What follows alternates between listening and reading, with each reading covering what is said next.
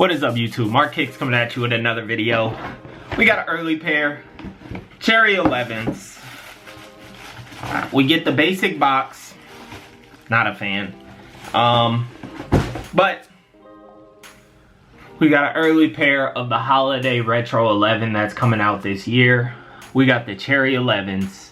And what I'll say about this is I've heard some very negative things, and we could have some potential issues with this shoe just in terms of quality.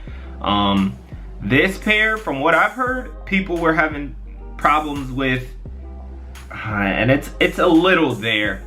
Right where the patent leather is, kind of that seam in there is like, it looks like the I don't know how they attach it, but it just looks a little interesting. It looks a little funky.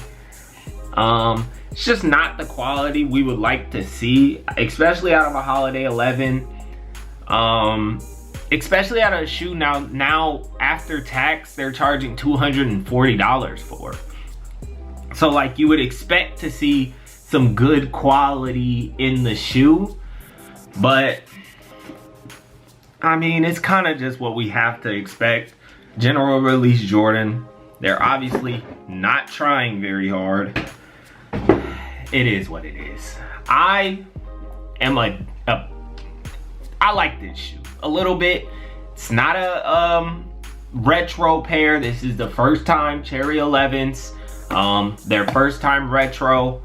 Yeah, I don't know. I just wish the quality wasn't like this. On this part of the shoe, it almost looks like it's not even attached, but we'll live with it. I'm just, just potential for anybody on the fence. Maybe they a little, I don't know if I want to. I always say Holiday 11's perfect gift, perfect holiday shoe for any sneakerhead. So I always recommend. It's probably still a cop though. Just some potential issues, but yeah.